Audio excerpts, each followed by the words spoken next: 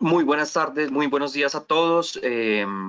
Estoy haciendo una prueba para ver si me están escuchando bien y si están viendo mi pantalla. Muchas gracias a todos por conectarse. Les recuerdo que en la parte derecha de sus pantallas van a encontrar un espacio de preguntas para que nos las dejen saber y al final del webinar vamos a estar teniendo pues una solución a estas preguntas, a estas inquietudes para que pues los invitamos para que nos dejen todas sus inquietudes ahí.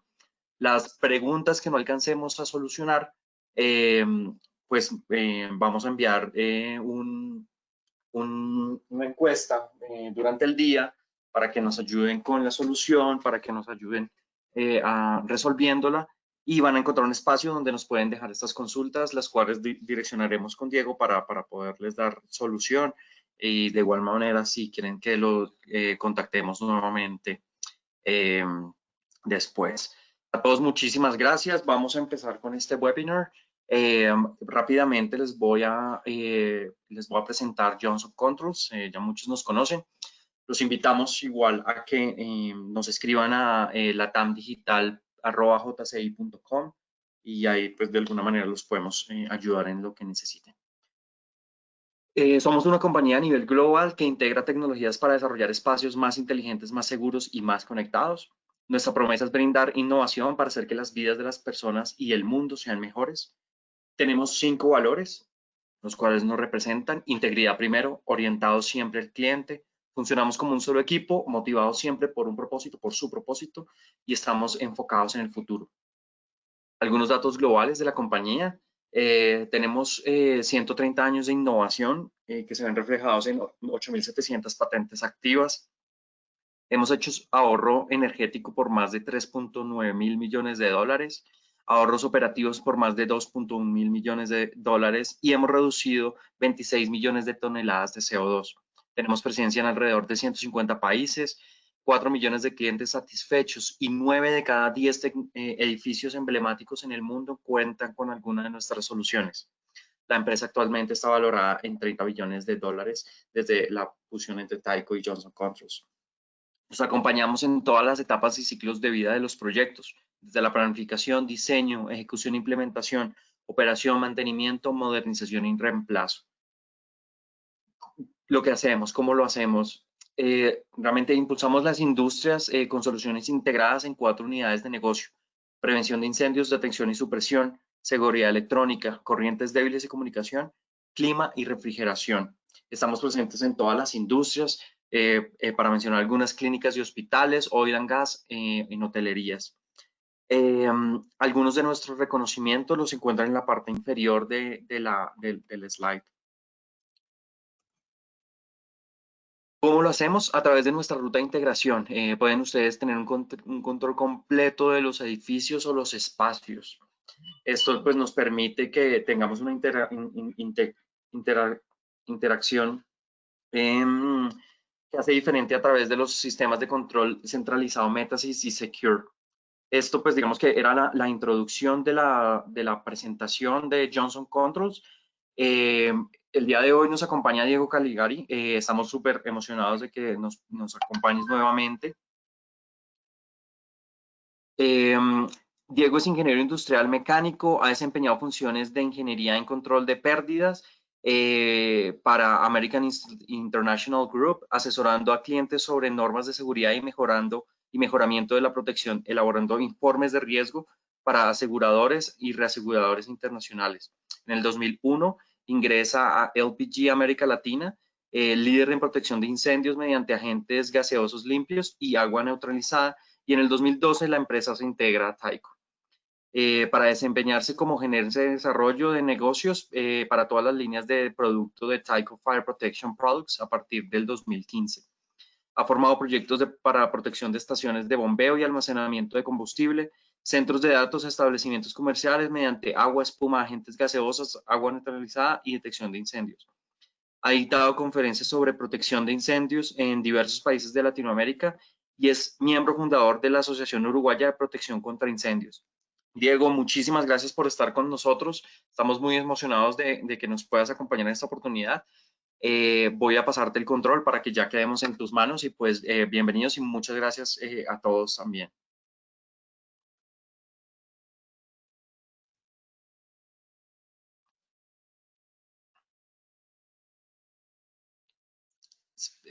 Listo, ya ahora sí.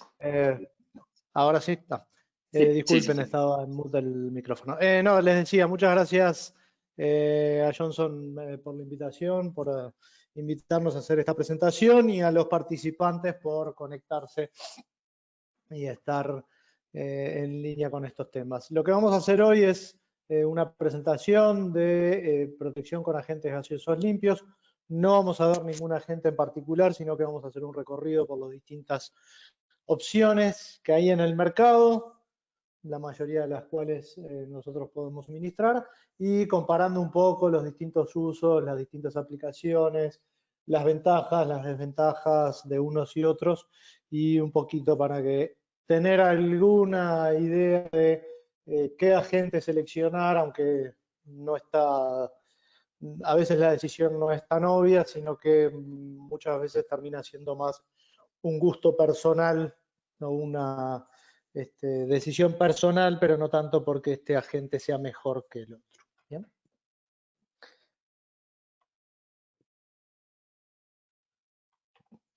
Estamos con algún problema. Bien, ahí está corriendo.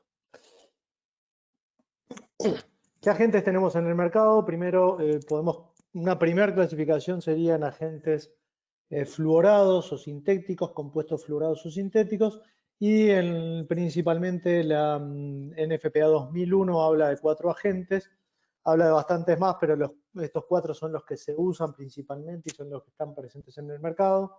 El HFC 227 o FM200, con su nombre principal, también se lo puede conocer como F227 o NAF S227, es heptafluoropropano y esa es la fórmula del agente. Este es el agente que hasta hoy es el más popular y el más divulgado. Luego viene el HFC 125 o NAF S125 o FE25 o el que nuestra competencia lo trabaja como Écaro 25. Este agente no es tan popular. Al día de hoy hay uno o dos fabricantes que lo suministran. Después tenemos el HFC 23 o FE3. Este es un agente desde el punto de vista, digamos, técnico, es muy bueno, es muy fácil de descargar.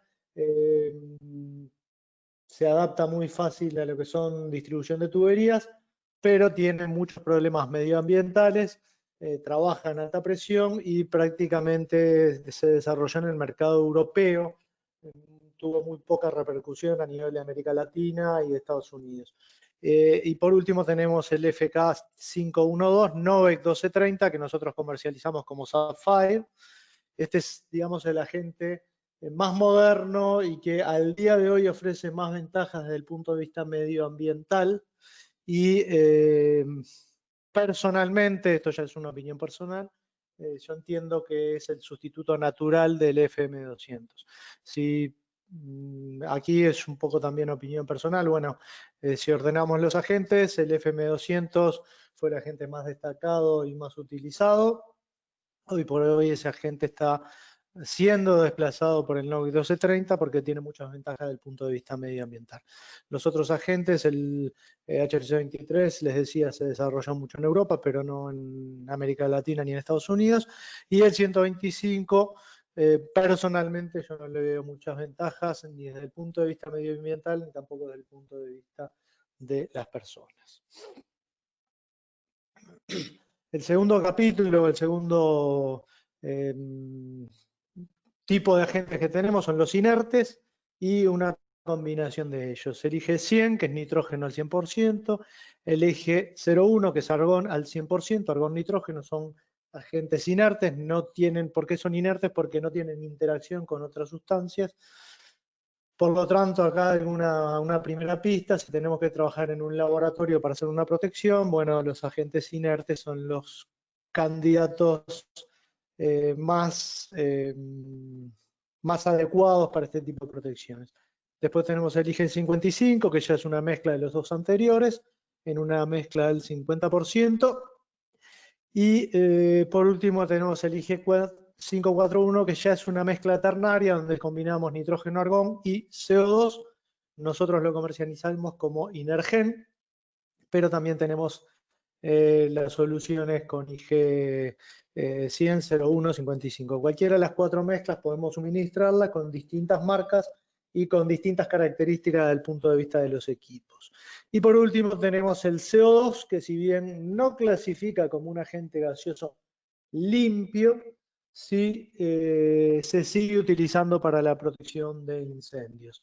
Los agentes gaseosos limpios figuran en la NFPA 2001.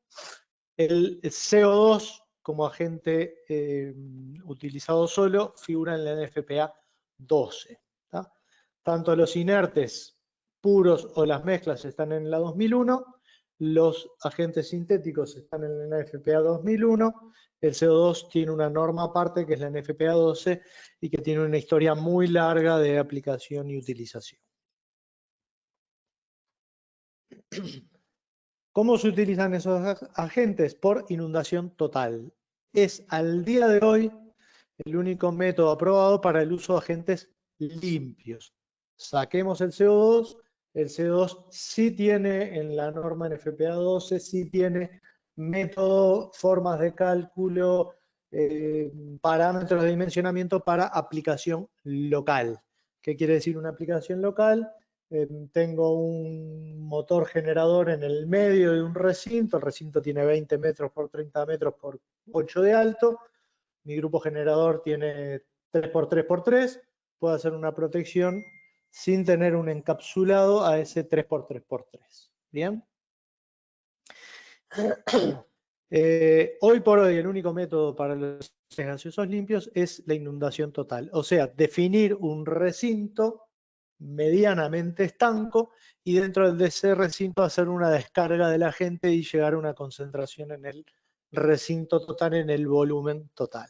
¿Ah? Eso implica que si yo tengo cielo falso, si tengo piso falso, si tengo ambiente, deberé prever el agente para los 3 ambientes si estos están comunicados o si no están separados o estancos. ¿Cómo funciona el sistema? Básicamente el sistema está ligado a una detección de incendio, acá vemos una detección puntual y se utiliza detección cruzada, de manera que yo tengo una confirmación antes del disparo. Ahí vemos los detectores como numerados como 8899 y bajo el piso lo mismo 89. Entonces yo tengo que esperar que suene la zona 8 y me confirme la zona 9 que tengo un incendio para realmente habilitar la descarga. ¿tá? Esta es una lámina sobre una detección convencional. Ese cruzamiento podemos hacerlo con detección direccionable, haciendo una programación y diciendo, bueno, tengo 10 detectores, los detectores pares se tienen que cruzar con los impares para darme la señal y la descarga. Puedo hacer un cruzamiento con una detección por aspiración, puedo poner una detección con aspiración con distintos niveles y la prealarma sea el primer nivel de detección de aspiración y la segunda nivel de detección de la aspiración sea la alarma y la descarga. Eso es un tema de programación y de definir cuál es la dinámica de funcionamiento de mi riesgo. Ahí tendré que estudiar qué es lo que tengo, cómo trabajo y ahí poder definir cuál es la mejor forma de confirmar antes de hacer el disparo. El sistema, decíamos, funciona vinculado a una detección. La detección detecta el incendio y va a mandar a través del panel una orden a los cilindros para que disparen. Puedo tener un único cilindro o puedo tener una batería de cilindros. Pero la idea es que disparen todos al mismo momento y hagan una inundación total de la sala, ya sea en ambiente y piso falso o incluyendo también el techo falso. Decíamos, el sistema está compuesto por cilindros autónomos conteniendo la totalidad del agente necesario, incluyendo todos los mecanismos de disparo, eso es una primera opción, o podemos tener que recurrir a baterías cuando la cantidad de agente que necesitamos no alcanza para poner en un único cilindro. Entonces es un conjunto de cilindros que contiene la totalidad del agente necesario y que disparan en forma simultánea, compuesto por uno cilindro piloto generalmente, que es el que tiene los elementos de disparo, solenoide, manual palanca o el elemento que vayamos a usar, y uno o más cilindros esclavos que reciben la orden del cilindro piloto y descargan a un colector común. Acá tenemos el cilindro esclavo, acá tenemos el cilindro piloto con la solenoide, el manual de disparo palanca que está encima de la solenoide. El primer cilindro recibe la orden de disparar y a través de este tubing manda una señal neumática al segundo cilindro y ambos cilindros descargan a los latiguillos. Los latiguillos a un colector y esto va a la tubería de distribución. Y por acá tenemos un detector de presión que lo que hace es en el momento de disparo se activa y eso podemos cablearlo a una central de detección o dejarlo como una señal local.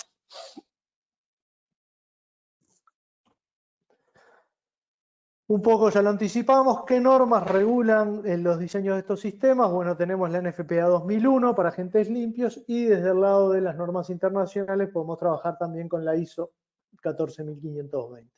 No hay mayores diferencias entre estas dos normas. Le diría que la NFPA 2001 ha avanzado bastante más y saca versiones cada 3 años, está sacando versiones nuevas y está haciendo mejoras. La ISO 14520 es más lenta en las versiones que saca, es mucho más lenta. ¿Bien?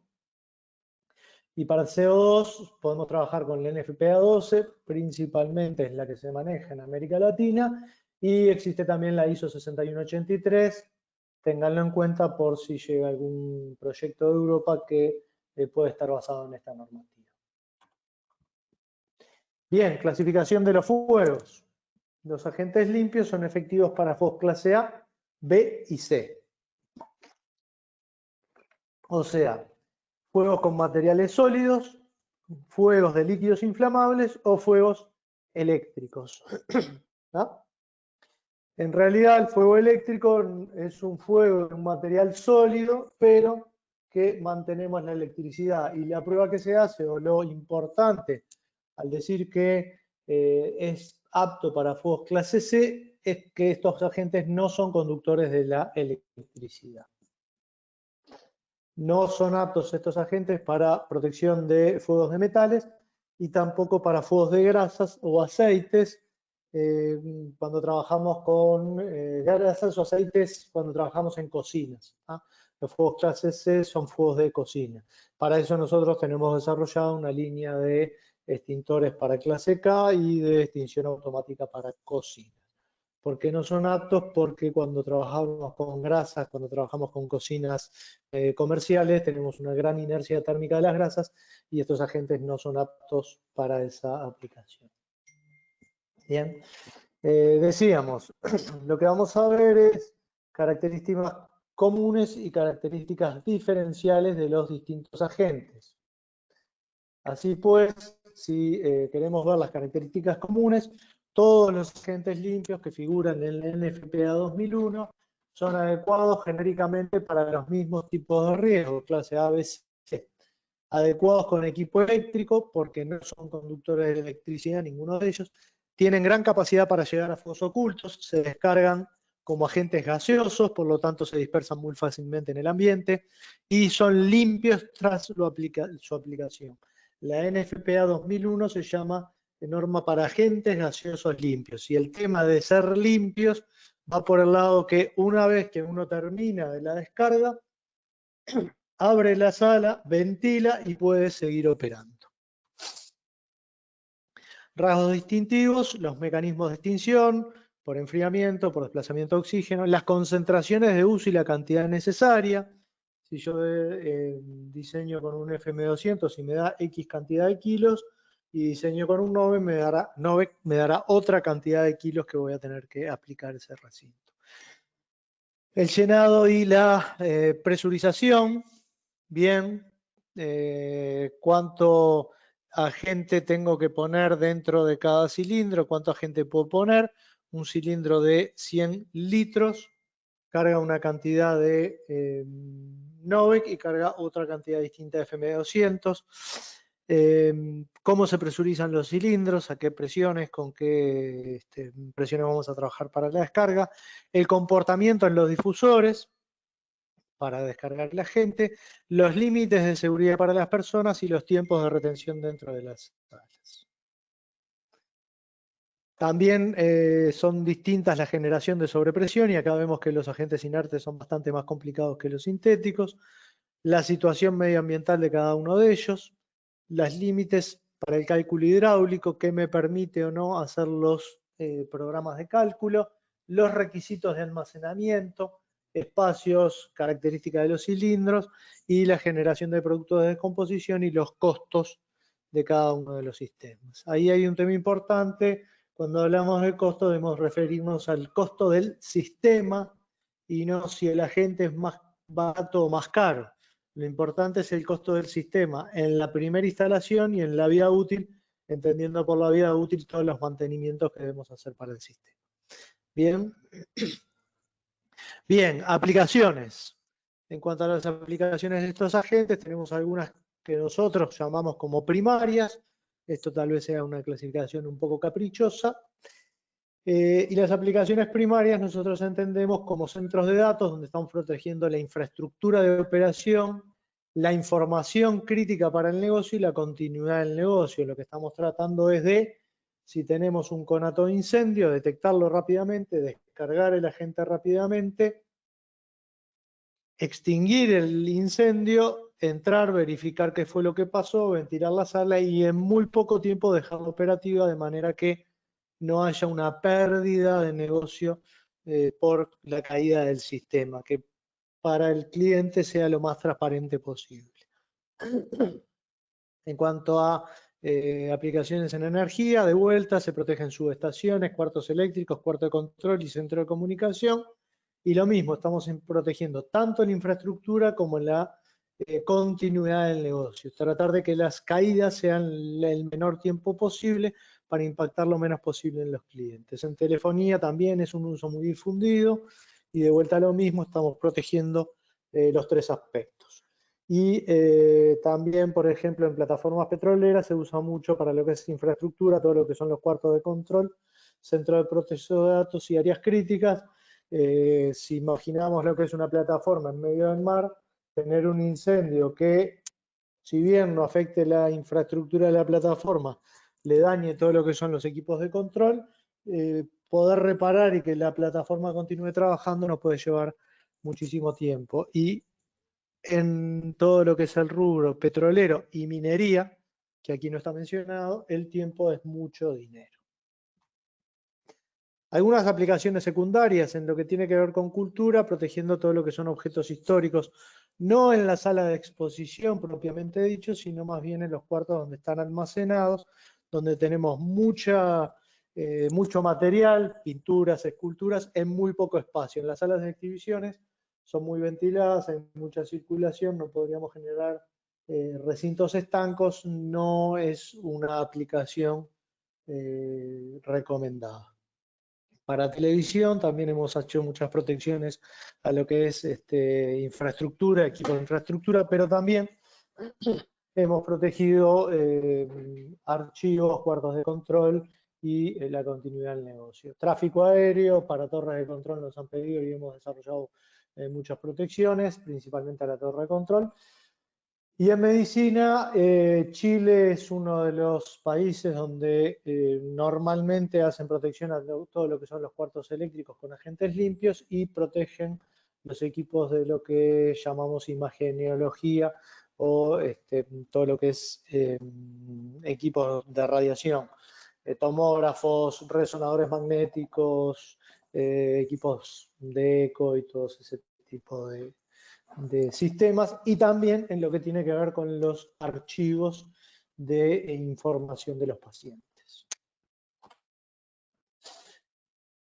Bien, entramos un poco en la teoría del fuego para poder entender cómo funcionan estos agentes. El fuego es una serie compleja de reacciones químicas en las que interviene combustible,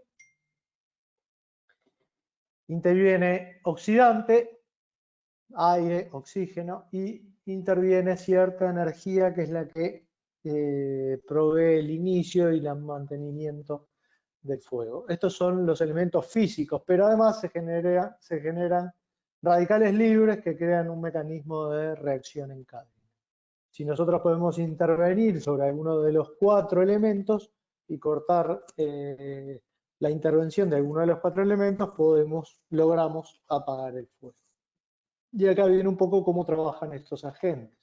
Los agentes fluorados principalmente trabajan por mecanismos de enfriamiento.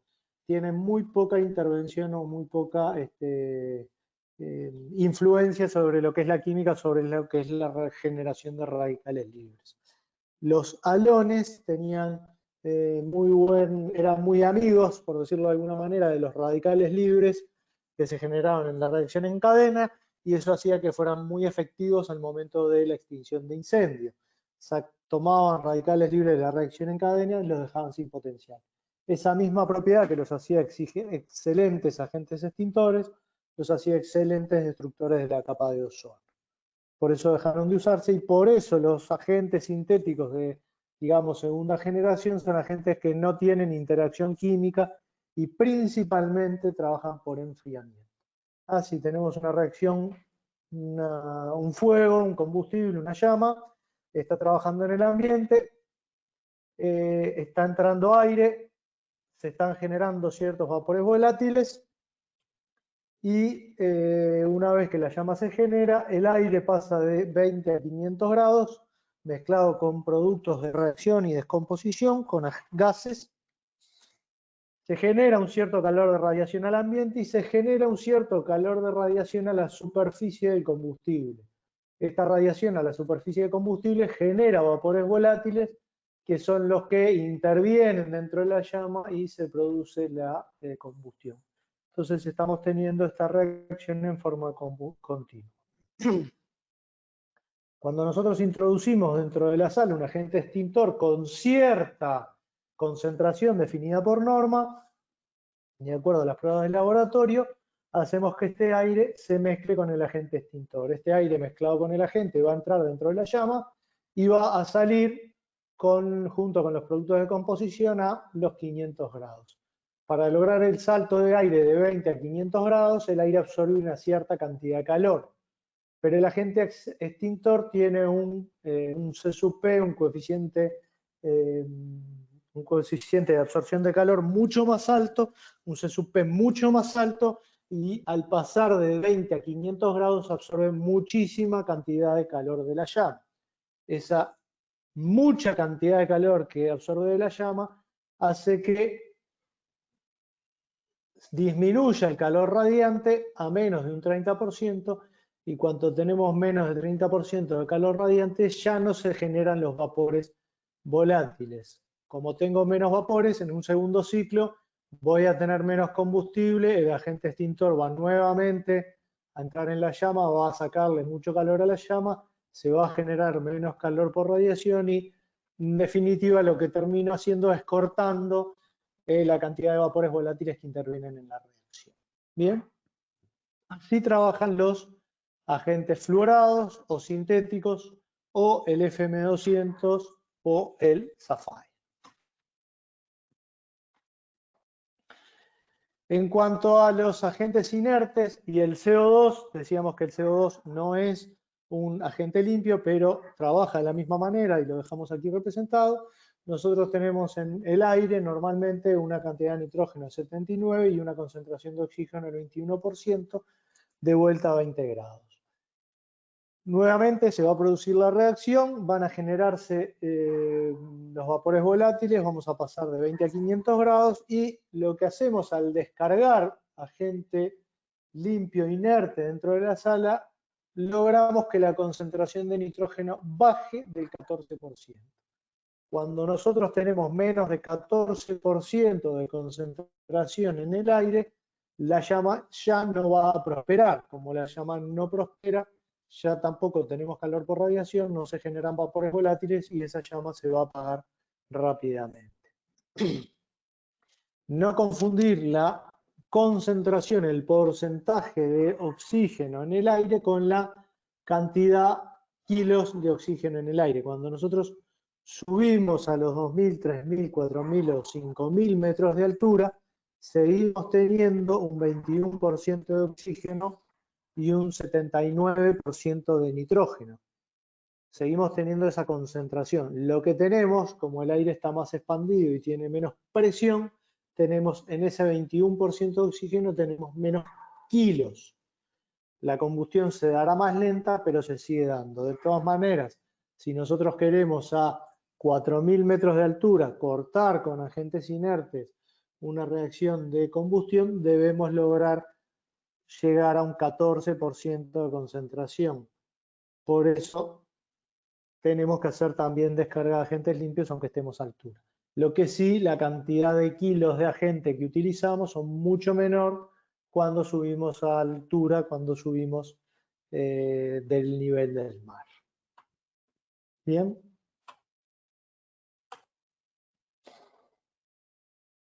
¿Qué tenemos que tener en cuenta cuando trabajamos con agentes inertes? La concentración final de oxígeno.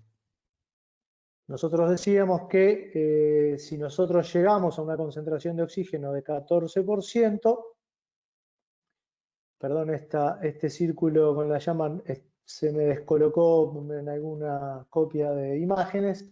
Esto está por aquí. Si nosotros logramos bajar la concentración del 14%, la llama no prospera. El tema que tenemos que tener cuidado si bajamos del 12%. ¿Por qué? Porque hasta el 12% las personas, los humanos, podemos respirar sin ningún problema.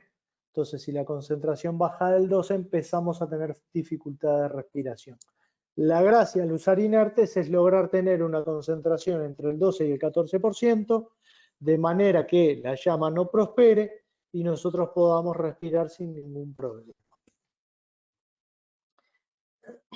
Resumiendo un poco, tenemos dos mecanismos de intervención. Intervención química, interfiriendo en la reacción de combustión y eliminando los radicales libres. Prácticamente los agentes limpios de la NFPA 2001 no tienen este mecanismo. Y el otro mecanismo es el mecanismo físico que disminuye, disminuyendo el nivel de oxígeno o enfriando la llama, o logrando una separación física de combustible y oxidante, de comburente. No es esta presentación, pero por ejemplo la separación física la logramos cuando hacemos una descarga de espuma sobre un espejo de combustible. Decíamos, otro elemento que distingue a los agentes es la concentración de agente que vamos a usar, y la concentración viene dada por las pruebas de laboratorio y por una tabla que está incluida en el NFPA 2001 que nos indica para los distintos agentes la concentración de laboratorio y la concentración de diseño. Entre la concentración de laboratorio y la de extinción y la de diseño, lo que hay es un factor de seguridad que depende, puede ser de un 20 o un 30%, depende del tipo de combustible que estemos trabajando. Para clase A, 20%, para clase B, 30%. Y un apunte aquí, en la norma no figura el NOVEC 1230, no figura el FM200, sino que se denominan los agentes por su nombre, por su denominación química. El FK 5112 es el NOVEC, el HFC 125 es el F25 de Caro 25, el HFC 227 es el FM200, IG541 Inergen, IG55 Argonite. Entonces en la norma figuran por la fórmula química. Y tenemos concentración de diseño para fuego clase A, concentración de diseño para fuego clase B, y si bien en la tabla no figura concentración de diseño para clase C, porque decíamos que el clase C en definitiva es un fuego de sólidos clase A en el cual se sigue alimentando con electricidad, lo que dice la norma que para fuegos clase C se aplica la concentración de extinción para clase A, o sea, se aplica esta columna multiplicado por, en lugar de 1,30, multiplicado por 1,35. Por tanto, para sacar la concentración de diseño para fuego eléctrico clase C, tomamos la columna clase A y la multiplicamos por 1.35 como factor de seguridad. Bien. Y acá tenemos las concentraciones para fuego clase C en los distintos agentes. Novec, Écaro, 25, FM200, Inergen, Argonite. ¿Por qué ponemos esta tabla? Fíjense que aquí tenemos una concentración de 4,5 para el Novec y para los inertes andamos en concentraciones de 40. Acá lo que intenté fue representar en una imagen la diferente cantidad de agente que vamos a meter en esta sala. Si tenemos zafiro, vamos a meter solo este poquito de agente, de FM200 lo mismo, de HFC 125 lo mismo. Vemos que el Sapphire es el que menos agente necesita, el que menos kilos, el que menos concentración necesita para meter dentro de la sala, y los inertes son los que más concentración necesitan. ¿Bien? Y acá vemos otro de los problemas. Cuando nosotros descargamos inerte dentro de una sala, la estamos inflando, porque proporcionalmente al tamaño de la sala metemos mucho volumen de agente. Entonces, si nosotros metemos toda esta barra celeste dentro de esta sala, vamos a tener que desplazar aire hacia los bordes. Vamos a generar una sobrepresión sobre las paredes y techo. Si nosotros hacemos lo mismo con un Sapphire, si metemos esta concentración, fíjense que el desplazamiento que tengo que lograr metiendo esta barra adentro es muy poquito y la sobrepresión generada es despreciable. Bien, en cuanto a llenado y presurización, si nosotros trabajamos con agentes fluorados, con agentes sintéticos, los agentes sintéticos no tienen presión suficiente para impulsarse y descargar. Entonces, si nosotros vemos un cilindro que está sin presurizar, lo que vamos a tener es agente, Novec y vapor de Novec en la parte superior. Pero la presión que tiene es apenas de un poco más de 0,5 kilos por metro cuadrado, o sea, algo así como 7 psi.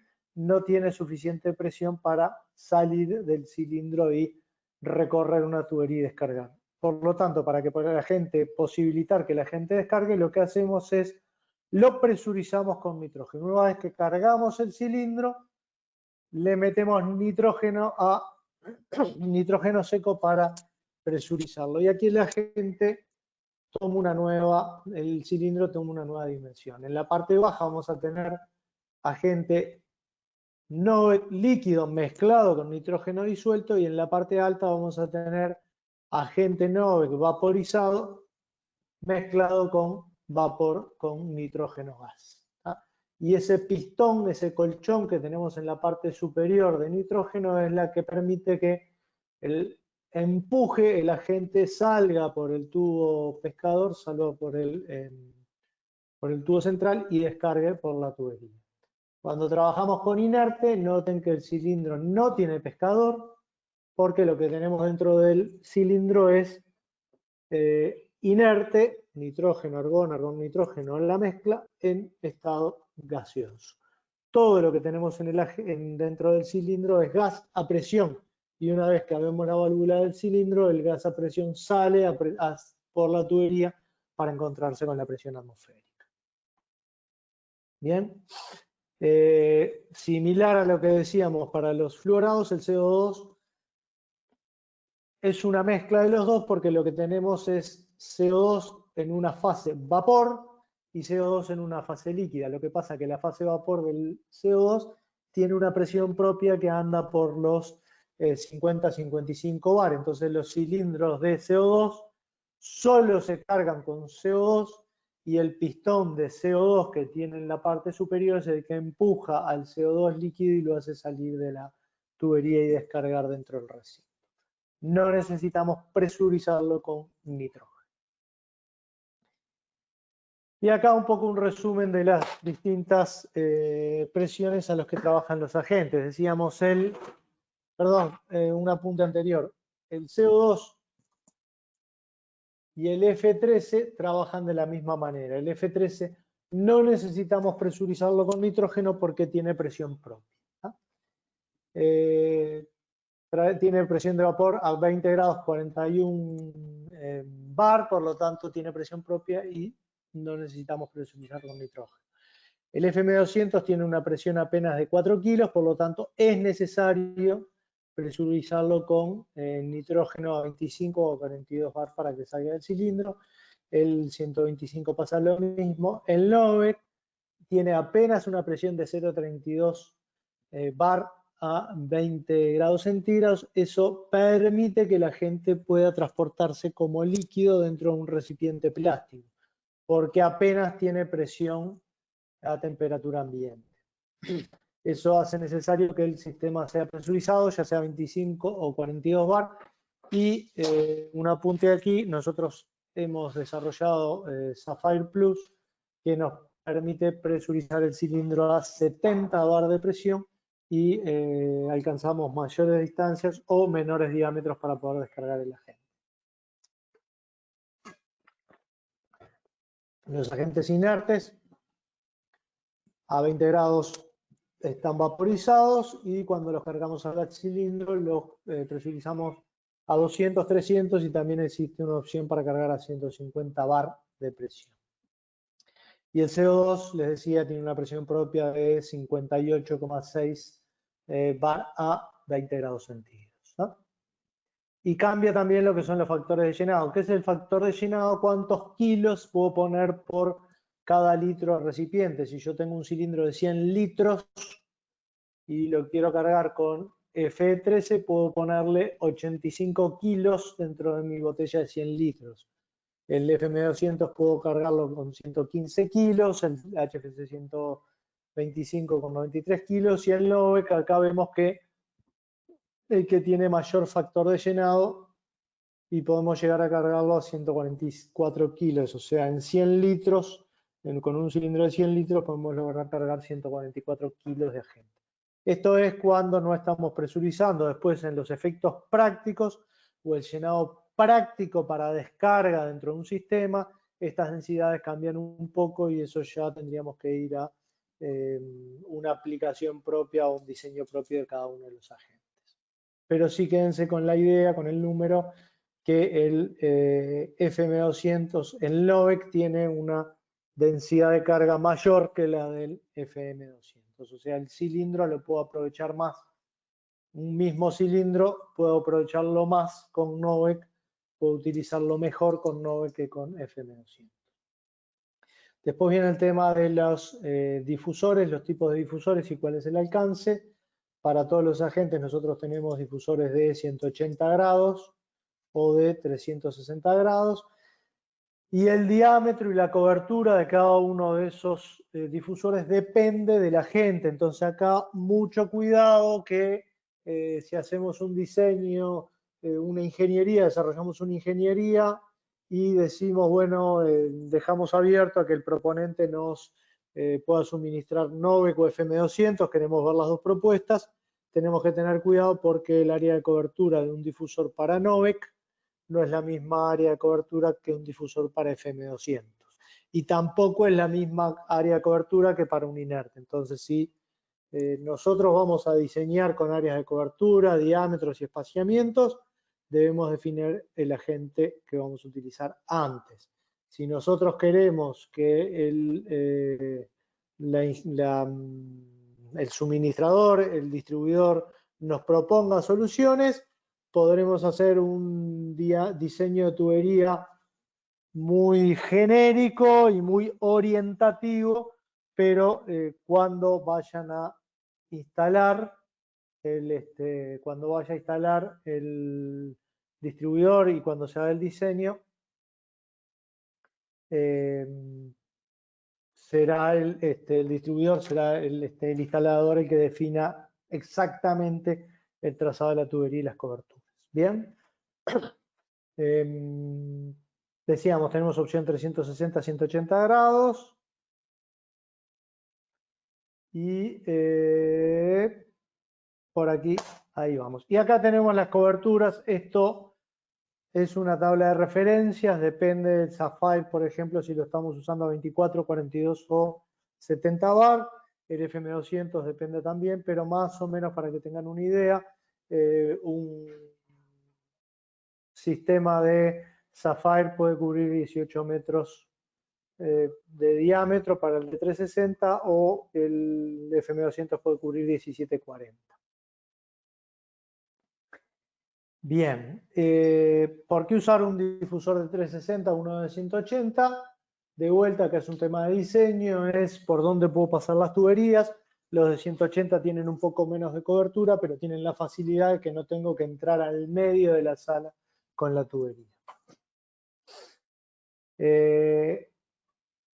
En cuanto a la seguridad para las personas, son distintos los tipos de riesgo que tenemos. Cuando trabajamos con gases halocarbonados, el riesgo para las personas es el efecto de sensibilidad cardíaca o la cardiotoxicidad.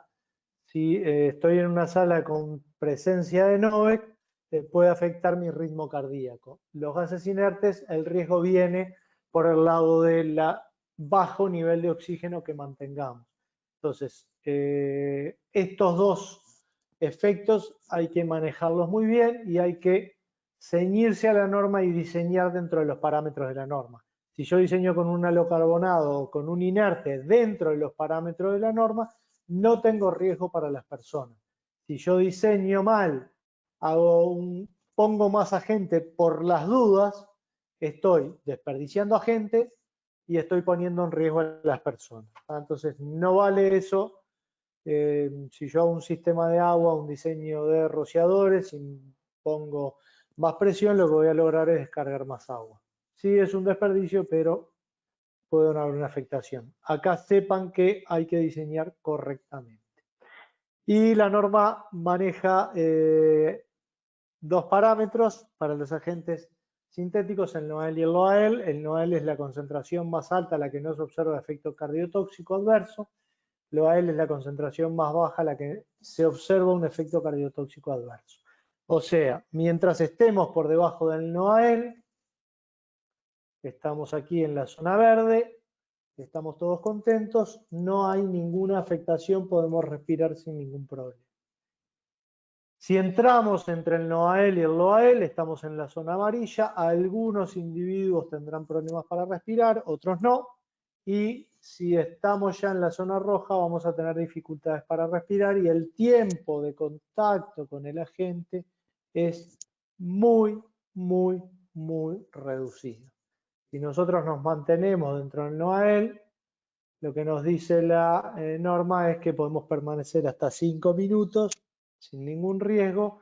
Si ya nos movemos para arriba en la zona amarilla o en la roja, los tiempos se reducen drásticamente y nos da tiempo de repente de 1 minuto o de 30 segundos.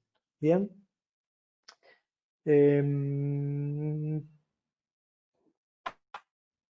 Lo mismo o muy similar hace para los agentes inertes. Define el NEL y el LEL. El NEL es una concentración cuya aplicación en una sala reduce el contenido de oxígeno al 12%. El LEL, una sala por debajo del 10%, o sea, hasta el 12% podemos respirar sin problema. Si la concentración baja del 2, entre el 12 y el 10, algunos individuos tienen problema y cuando bajamos del 10%, todos los individuos tenemos problemas para respirar. Entonces, la norma presenta las tablas para NOAEL y LOAEL de los halocarbonados. Fíjense que para el primero que aparece es el NOVEC o el Sapphire y la concentración de NOAEL está por arriba del 10%. O sea, los estudios se empieza a subir la concentración y da tan alto que ni siquiera se define el parámetro. ¿Por qué? Porque las concentraciones donde trabajamos en el NOVEC anda en el 5% y el primer límite anda en el 10%, o sea, tendríamos que hacer un sobredimensionamiento del doble de cantidad de agente para empezar a tener algún riesgo. Si nos vamos al FM200, la concentración normal de uso es 7% y la concentración del NOAEL ya anda en el 9%, o sea, tenemos un margen de un 2%. Bien.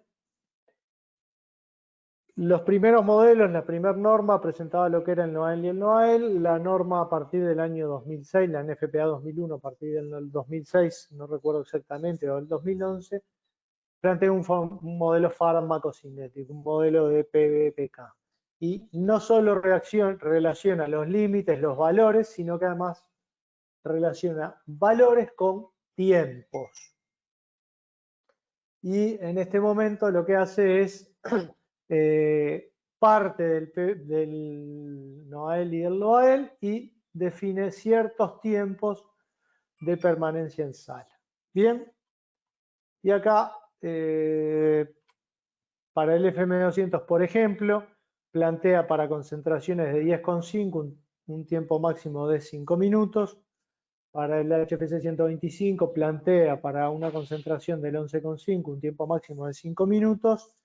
Y para el NOAEL ni siquiera desarrolla el modelo porque como está por encima del 10% y decíamos las concentraciones son del 5, los márgenes de seguridad son muy altos. De todas maneras, y a modo de resumen, ¿qué es lo que plantea? Perdón, para los inertes hace algo similar.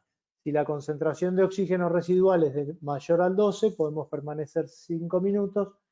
Si estamos entre el 12 y el 3, los tiempos bajan al 3, a 3 minutos. Si estamos entre el 10 y 8%, el tiempo de permanencia baja a 30 segundos. Y si estamos por encima o sea, si tenemos menos oxígeno del 8%, tiene que ser salas no ocupadas y no ocupables. O sea, puede ser un piso falso o un túnel donde no hay, un túnel de extracción donde no hay permanencia de personas. Bien. En definitiva, algo similar, hasta aquí podemos respirar sin problemas, entre el 10 y el 12%, algunos individuos tienen dificultades para respirar y por debajo del 10 ya todos tenemos dificultad de respirar. Decíamos, menos de 14% el fuego no prospera, lo ideal es estar en concentraciones para inertes entre el 12 y el 14. No hay fuego y podemos respirar sin problema. Resumiendo un poco lo que dice la norma en cuanto a seguridad para las personas. Primero, antes de hacer una descarga, evacúe al personal. Eso viene dado porque la norma indica que no es bueno exponer al personal a una concentración de agente en forma innecesaria. Segundo, si yo evacúo la sala, luego que descargo, voy a abrir la puerta y voy a bajar la concentración. Y lo otro que dice la norma es ¿para qué son los límites de 5 minutos? Para el caso de una exposición accidental. Si yo tuviera una descarga accidental porque alguien accionó mal un pulsador, porque hubo una falla en la detección, porque falló un cilindro, entonces no exponga al personal más de 5 minutos. Por tanto, en condiciones normales de incendio y de descarga programada, evacúe antes de programar.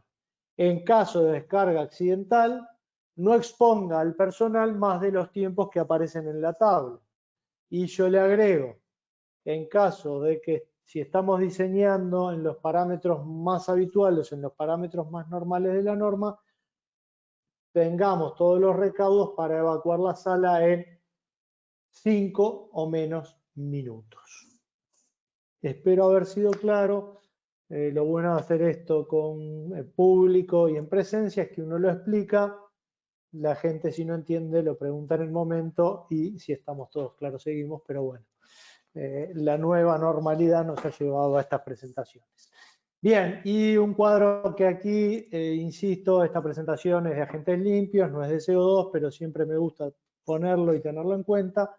Si nosotros trabajamos con CO2, normalmente las concentraciones andan al 30% o más, y sepan que para el 30% o más, en un minuto tenemos convulsiones, coma y muerte. O sea, el agente CO2, la norma lo permite para aquellos lugares que sean no ocupados, no ocupables, o en aquellos lugares donde sí sean ocupados, pero no se haya encontrado otra tecnología capaz de extinguir el incendio. Bien, duración de la protección. La duración de la protección viene dada por mantener el 85% de la concentración. Decíamos, tenemos que lograr la concentración y hacerla permanecer durante 10 minutos. Bien, y luego de eso permite el acceso a personal entrenado que sepa qué es lo que hay dentro de la sala, que haga la ventilación o que haga los procedimientos que tiene que hacer correspondientes. ¿Por qué queremos mantener la concentración durante 10 minutos? Porque lo que estamos tratando es de extinguir e impedir la reignición. Y acá hablamos de, además de sobrepresión, lo veíamos en el cuadrito que les mostraba anteriormente. ¿Cuál es el problema de la sobrepresión? Cuando introducimos un gas en un espacio cerrado, manteniendo la temperatura constante, la presión aumenta proporcionalmente a la cantidad introducida. Si nosotros introducimos un 7%, que es más o menos lo que se maneja con los agentes sintéticos, la sobrepresión que vamos a generar no es muy importante. Pero si descargamos un inerte para el cual necesitamos llegar a concentraciones de 40%, fíjense que dentro de una sala de 100 metros cúbicos, yo voy a meterle 40 metros cúbicos. Por lo tanto, mi sala va a tener que ser capaz de contener 140 metros cúbicos de aire y agente inerte. Entonces, ahí es donde empiezan los problemas y ahí es donde tenemos que tener mecanismos para aliviar dicha sobrepresión. ¿tá? Si nosotros descargamos un FM200, tenemos 100 metros cúbicos, ponemos 7 metros cúbicos, la sobrepresión la van a generar 107 metros cúbicos, no es importante. Si vamos a NOVEC, mejor aún, la sobrepresión va a ser de 105 metros cúbicos dentro de 100 metros cúbicos de sal. Fíjense que el problema lo tenemos con los inertes. ¿no? Y eso es lo que intentamos representar acá. Si nosotros metemos toda esta cantidad de gente dentro de este cubo, vamos a sobrepresurizar las paredes. Entonces, hay dos soluciones encontradas. Por un lado, la norma me pide que tengo que tener una sala estanca y por otro lado, para lo cual hago el Dorfman test, y por otro lado me pide que la sala no la sobrepresurice y no rompa paredes y cristales. Entonces, luego vamos a ver cuál es la solución a este problema. Decíamos, la norma nos pide estanqueidad en la sala, para lo cual es obligatorio hacer un Dorfman test para identificar y reducir las áreas existentes de fuga o aumentar la cantidad de descarga inicial. Si bien la norma permite hacer una descarga, aumentar la descarga inicial, no nos da parámetros de cálculo, y prever tiempo real de permanencia y proveer descargas adicionales. Si bien la norma nos permite descargas adicionales, tampoco nos da parámetros de cálculo. Por lo tanto, lo recomendable y lo más eficiente es identificar y reducir el área existente de fugas, sellar las fugas. ¿Bien? Sellar las fugas por las ventanas, sellar las fugas por las ventilas del aire acondicionado, por ejemplo colocando damper, sellar las fugas por los pases de cable, colocando sellantes ignífugos. Sobrepresión y estanqueidad tienen soluciones opuestas. Es necesario llegar a un compromiso entre ambas. Lo que se utiliza son compuertas de sobrepresión. Compuertas de sobrepresión. Lo que hacen estas compuertas es, cuando la presión aumenta, abren, liberan la sobrepresión. Cuando la sobrepresión baja, cierran. Hay programas de cálculo para calcularlas. Nosotros, teniendo la información de sobrepresión que resiste la sala, tenemos programas de cálculo para proveerles cuál es la ventila más adecuada para la sala que van a utilizar. ¿no? Y lo otro importante es las ventilas sobre presión se colocan en contraflujo de lo que es la descarga. Si estoy descargando en techo, la ventila de sobrepresión debería estar en piso o cerca, en pared, pero cerca del piso, de manera que cuando yo descargo el agente por techo, voy desplazando el aire de la sala y el aire de la sala va saliendo por la zona más baja. ¿Bien? Y acá tenemos una instalación que hicimos en una sala. Esta es la parte interna de la ventilación. esta es la parte externa. Cuando se produce la sobrepresión, las clapetas se abren y esta es la parte exterior. Esto tiene una doble compuerta. La parte interior son varias clapetas, la parte exterior es una única puerta de cierre. ¿Tá? Cuando se produce la sobrepresión, va liberando, va abriendo y cerrando, va clapeteando y liberando presión. Bien. Bien. Pasemos a otro tema. Situación medioambiental de estos agentes. Tenemos dos problemas como humanidad que tenemos que resolver, lo que es la protección de capa de ozono y lo que es el calentamiento global. En el 89, los países reunidos en Montreal definen un protocolo para proteger la destrucción de la capa de ozono y ahí se prohíbe el uso del halón y de otras sustancias que no tienen que ver con el incendio, pero eso generó el surgimiento de la NFPA 2001 y la nueva generación de agentes de sustitución de los halones. Ese problema, desde el punto de vista de incendio, está solucionado.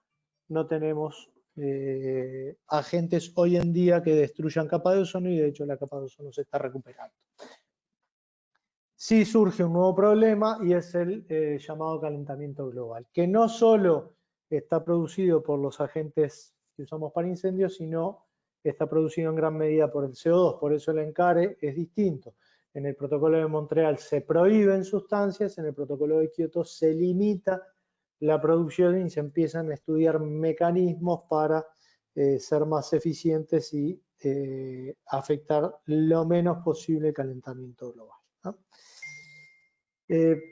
¿Cómo afectan las sustancias? Por dos parámetros, por el GWP o el Global Warming Potential, el potencial de calentamiento global, es un número que se tiene en referencia al CO2, y por la vida en la atmósfera. Allí vemos entonces que el F13, que es el primero que figura en la tabla, tiene un potencial de calentamiento de 14.800 y además una vida en la atmósfera de 250 años. Es por eso que a nivel europeo este agente ya se está previendo a futuro que va a quedar fuera del uso en las próximas generaciones. Bien, el FM200 y el 125 tienen tiempos similares, 3.000 y algo de años, perdón, 3.000 y algo de potencial de calentamiento y algo así como 31 y 29 años.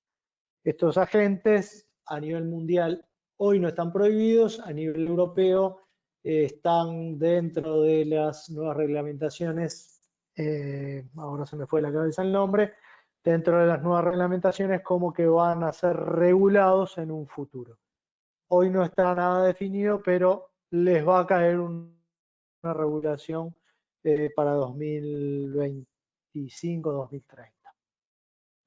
Y por último, el FK 512, NOVEC, tiene un GWP de 1 y un tiempo de vida en la atmósfera de algo así como 0,014 años, o sea, 5 días.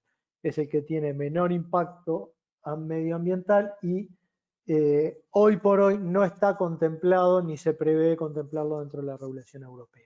Y por último, los inertes son agentes que salen del aire, los condensamos, los embotellamos y los volvemos a alargar en el aire.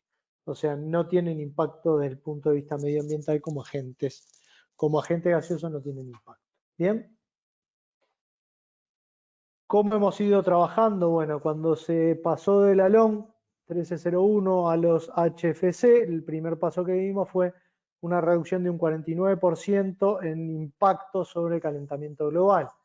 Cuando pasamos del FM200 al NOVEC, la reducción es mucho más significativa y reducimos un 99,97% el impacto medioambiental. Pasamos de un GWP de 6.900 a 3.500 a solamente 1. ¿Bien?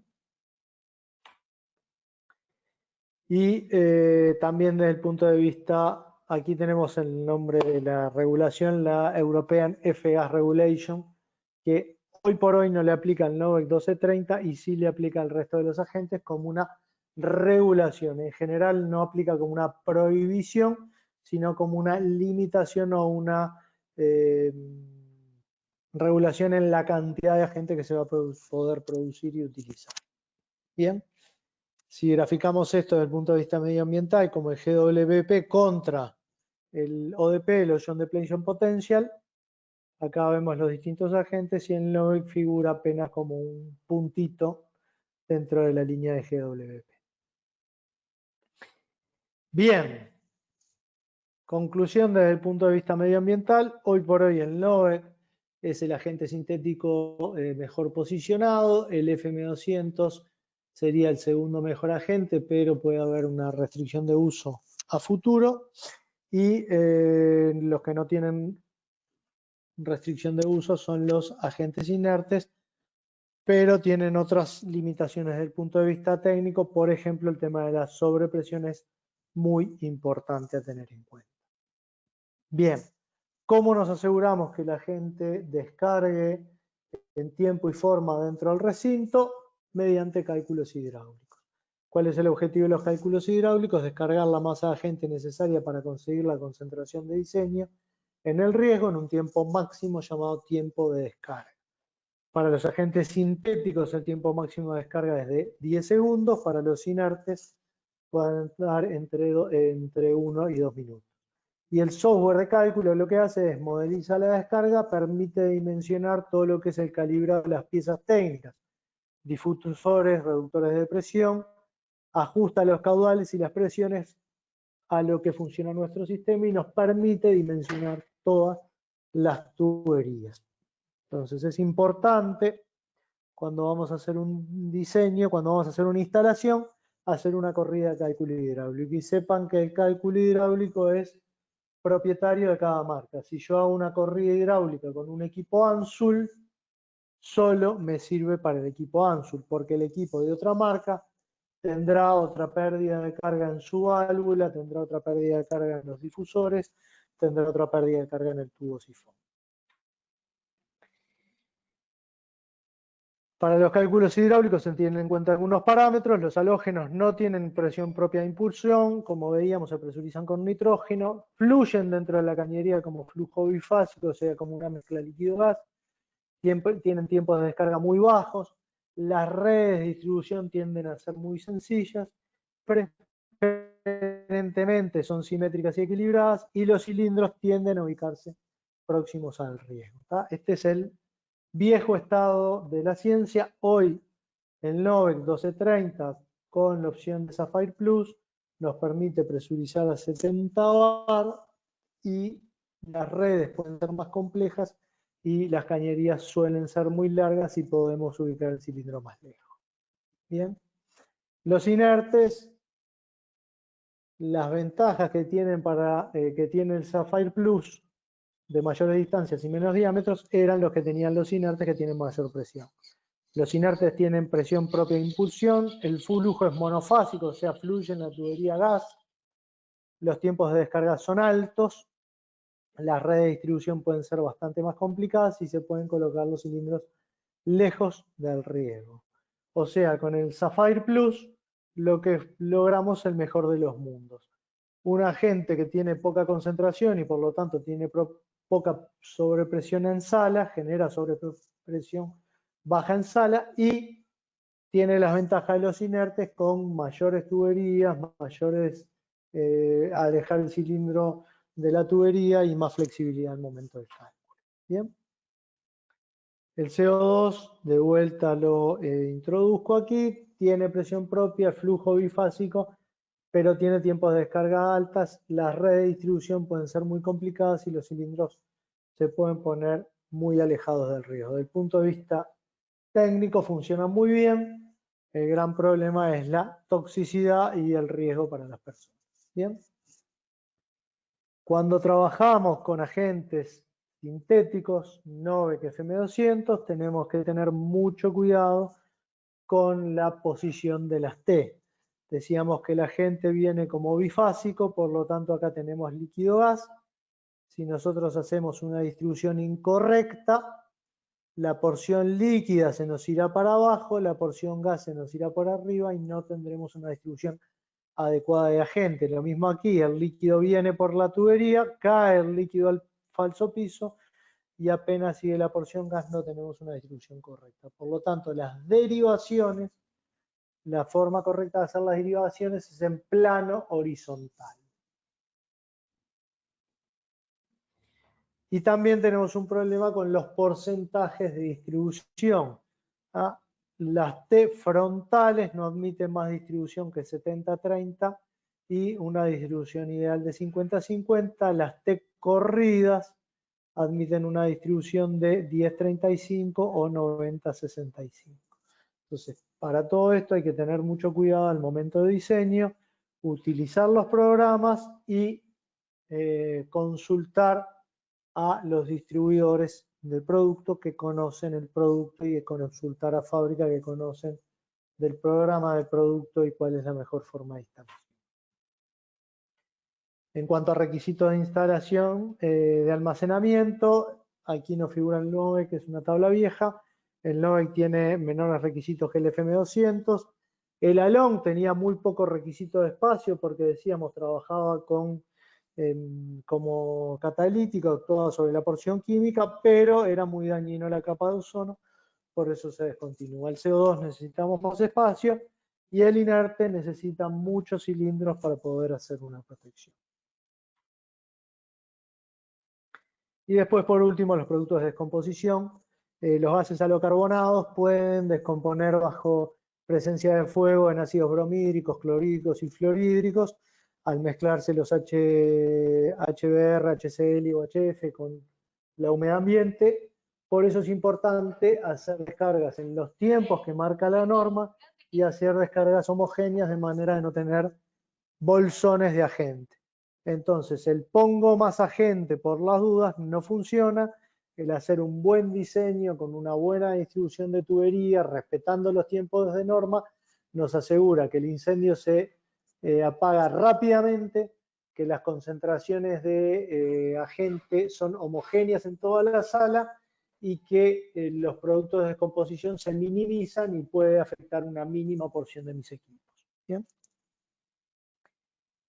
Si bien los agentes inertes no generan productos de descomposición, no tienen estos problemas, sí al tener tiempos más largos de extinción, dentro de la sala el incendio evoluciona más, se generan más subproductos de humo y fuego y el daño en la sala puede ser mayor. O sea, una cosa compensa con la otra.